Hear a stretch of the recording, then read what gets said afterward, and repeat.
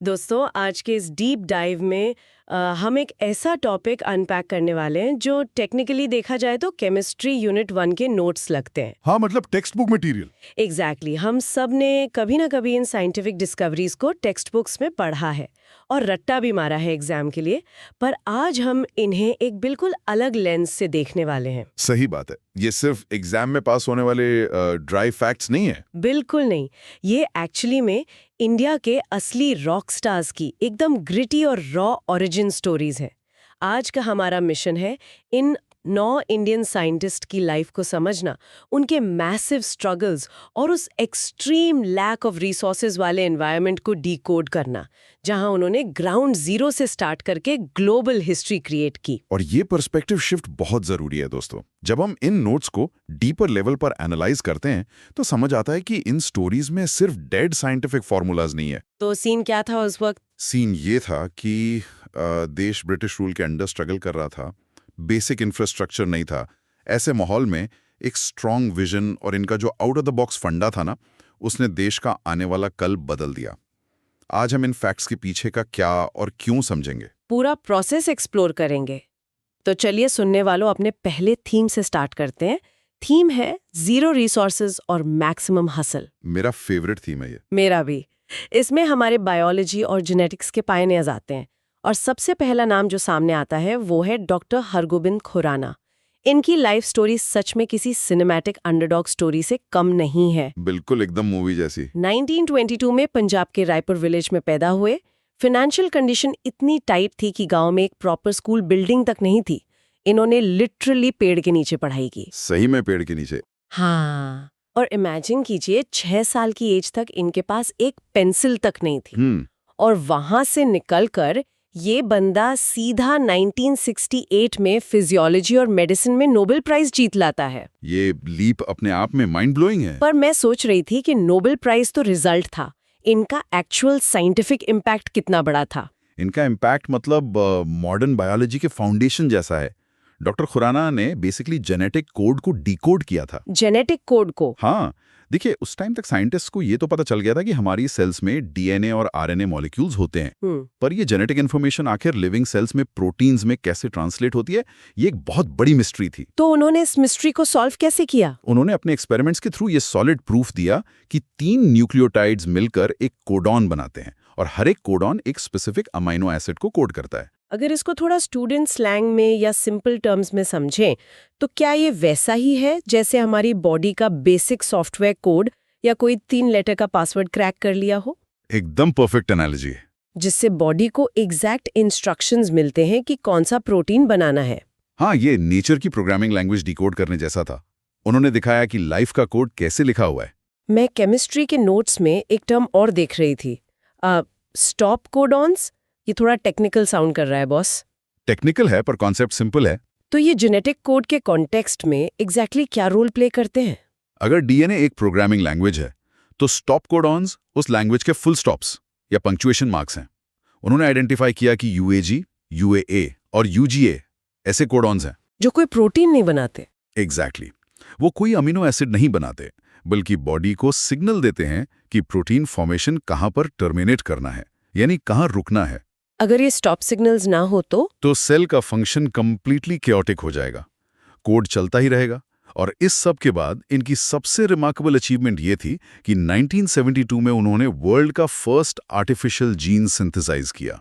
Wow, world का पहला artificial gene? हाँ, ये लिटरली आज की मॉडर्न जेनेटिक इंजीनियरिंग और बायोटेक्नोलॉजी का ग्राउंड जीरो था। मतलब आज जो हम जीन थेरेपी और एडवांस्ड बायोटेक देखते हैं, उसका सीड इस पेड़ के नीचे पड़ने वाले इंसान ने बोया था। इनक्रेडिबल। डॉक्टर खुराना ने लाइफ के कोड को डिकोड किया। पर इसी एरा में एक और लेजेंड थे जिन्होंने लाइफ और नॉन लाइफ के बीच का फर्क ही मिटा दिया। आप डॉक्टर जगदीश चंद्र बोस की बात कर रही हैं। सही पकड़ा। जेसी बॉस फिजिक्स और बायोलॉजी दोनों में प्रो थे। एक डिटेल जो मुझे हमेशा फैसिनेट करती है वो ये कि उन्होंने मार्कोनी से भी पहले वायरलेस कम्युनिकेशन यानी रेडियो वेव्स पर एक्सपेरिमेंट किए थे। ये एक बहुत ही क्रूशियल हिस्टोरिकल फैक्ट है जो अक्सर लोग मिस कर देते हैं। जेसी बोस ने मिलीमीटर वेव्स पर काम किया था, जो आज के 5G और माइक्रोवेव टेक्नोलॉजी का बेस हैं। आज का 5G वहां से आ रहा है। बिल्कुल। उन्होंने कोहीरर जैसे इंस्ट्रूमेंट्स इन्वेंट किए थे इलेक्ट्रोमैग्नेटिक वेव्स को स्टडी करने के लिए। पर सबसे इंटरेस्टिंग बात यह है कि उन्होंने अपने फिजिक्स के इस पूरे नॉलेज को बायोलॉजी पर अप्लाई कर दिया। ये स्विच कैसे हुआ? उन्होंने सोचा कि अगर इनऑर्गेनिक मैटर इलेक्ट्रोमैग्नेटिक वेव्स को रिस्पॉन्ड कर सकता है तो लिविंग मैटर कैसे रिस्पॉन्ड करेगा। फिर यहाँ से उनका प्लांट्स की फिजियोलॉजी वाला रिसर्च स्टार्ट हुआ।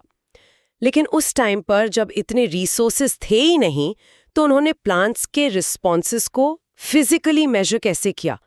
क्योंकि प्लांट्स तो ऑब्वियसली भागकर या आवाज निकालकर रिएक्ट नहीं करते। यहीं पर उनका ट्रू जीनियस दिखता है। उन्होंने क्रेस्कोग्राफ नाम का एक हाईली सेंसिटिव इंस्ट्रूमेंट खुद डिजाइन और इन्वेंट किया। क्रेस्कोग्राफ ये क्या करता था? ये इंस्ट्रूमेंट प्लांट्स की माइक्रो मूवमेंट्स को 10,000 टाइम्स तक मैग्नीफाई कर सकता था।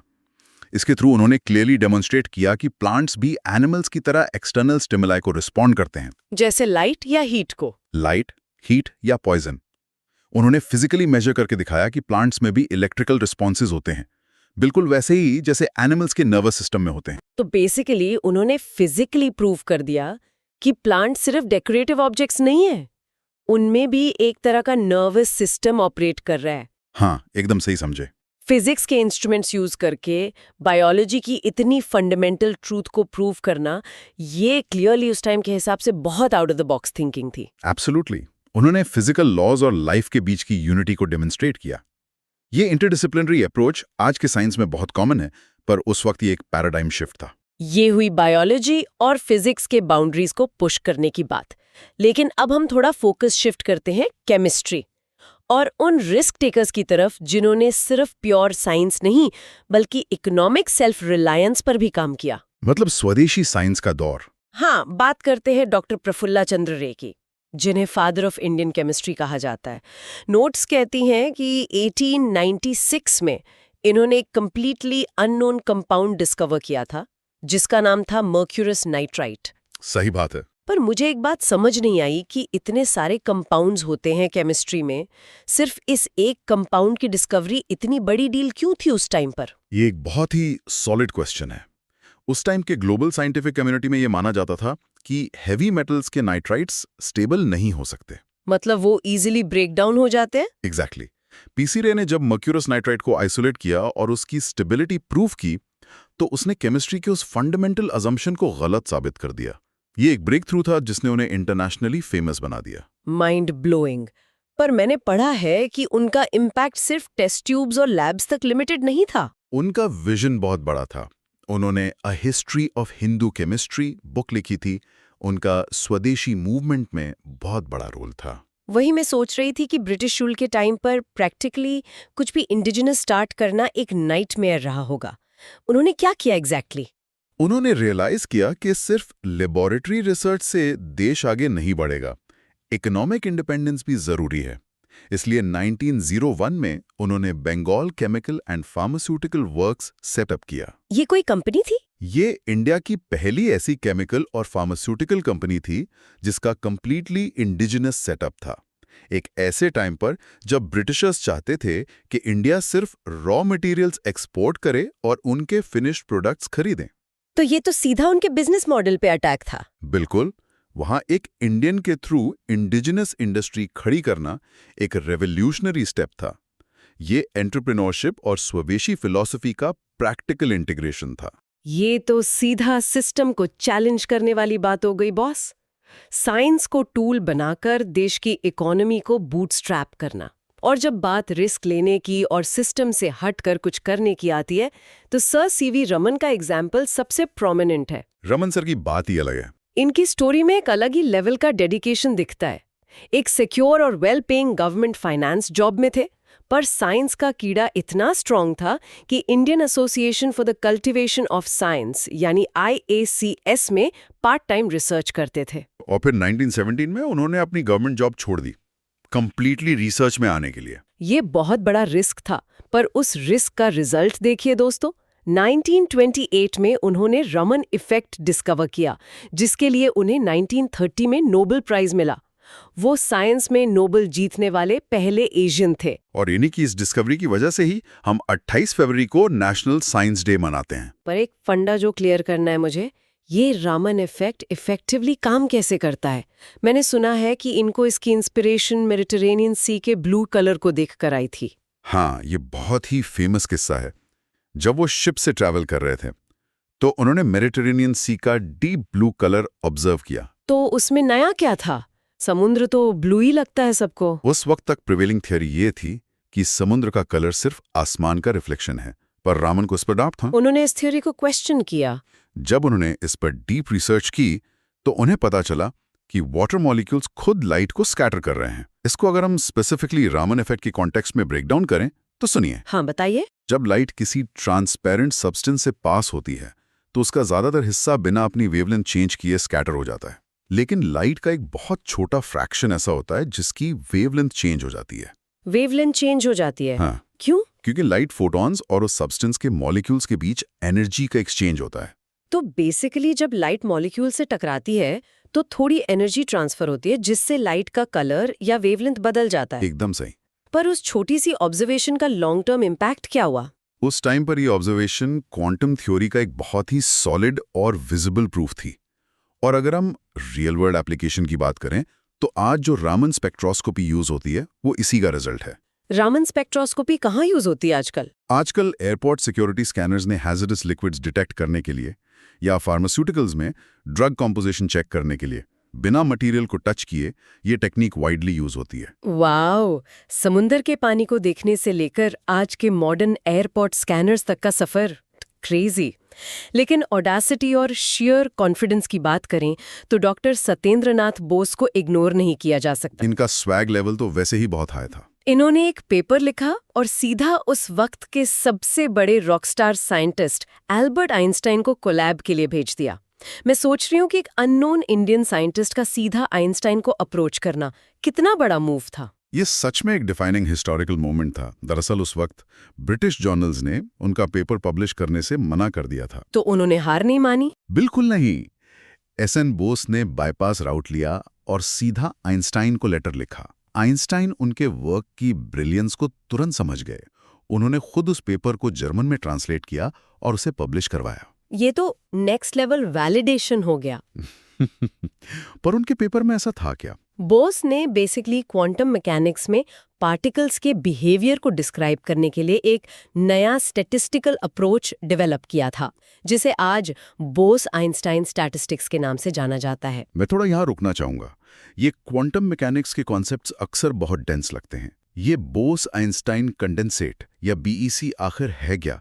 इसको किसी रिलेटेबल स्टूडेंट एनालॉजी से कैसे समझा सकते हैं? जरूर। देखिए, जो पार्टिकल्स बोस की स्टैटिस्टिक्स को फॉलो करते हैं उन्हें आज उन्हीं के नाम पर बोसॉन्स कहा जाता है। ठीक है। बीईसी को समझने के लिए इमेजिन कीजिए एक कॉलेज की कैंटीन है। ओके, मेरी फेवरेट जगह। उस कैंटीन में बहुत सारे स्टूडेंट्स हैं, सब अपनी अलग आइडेंटिटी और एनर्जी के साथ इधर उधर मूव कर रहे हैं। कियोस है पूरा। पर अगर आप वहां का टेम्परेचर एकदम एब्सोल्यूट जीरो के आसपास यानी एक्सट्रीम कोल्ड कर दें तो ये सारे स्टूडेंट्स अपनी इंडिविजुअल आइडेंटिटी भूल जाते हैं और एक साथ मिल जाते हैं। हाँ, वो एक साथ मिलकर एक सिंगल जायंट सुपर एटम की तरह बिहेव करने लगते हैं, एक परफेक्टली सिंक्रोनाइज्ड वेव बन जाते हैं। यही state of matter Bose Einstein condensate कहलाती है। एक जायंट सुपर एटम? ये तो पूरा साइफाई मूवी जैसा साउंड करता है। मॉडर्न फिजिक्स की डिक्शनरी में अपना नाम हमेशा के लिए लिखवा देना सच में बड़ी बात है। सही बात है। और इसी सेगमेंट में हमारे पास एक और लिविंग लेजेंड है, डॉक्टर CNR राव। 91 की एज में भी बंदा इंटेलेक्चुअली एक्टिव है। 2014 में इन्हें भारत रत्न मिला था, जो बहुत कम साइंटिस्ट को मिलता है। 1500 से ज्यादा रिसर्च पेपर्स हैं इनके। उनका कंट्रीब्यूशन अनमैच्ड है। पर उनका फील्ड थोड़ा नीचे लगता है मुझे। सॉलिड स्टेट केमिस्ट्री और नैनो मटेरियल्स, ये ट्रांजिशन मेटल ऑक्साइड जिस पर उन्होंने काम किया है, ये टेक्निकली क्या होते हैं? मैं समझाता हूँ। सॉलिड स्टेट केमिस्ट्री बेसिकली इस बात को स्टडी करती है कि सॉलिड मटेरियल्स का एटॉमिक स्ट्रक्चर उनकी फिजिकल और केमिकल प्रॉपर्टीज को कैसे शेप करता है। ओके, स्ट्रक्चर और प्रॉपर्टीज का रिलेशन। और ट्रांजिशन मेटल ऑक्साइड्स ऐसे कॉम्प्लेक्स मटेरियल्स होते हैं जो कंडीशन के हिसाब से अपनी प्रॉपर्टीज चेंज कर सकते हैं। कभी वो बिहेव करेंगे एज इंसुलेटर्स और कभी सुपर कंडक्टर्स की तरह। तो इसका रियल लाइफ यूज कहाँ होता है? इनकी प्रॉपर्टीज का मॉडर्न इलेक्ट्रॉनिक्स में, मेमोरी डिवाइसेस में और एनर्जी स्टोरेज में बहुत बड़ा रोल है।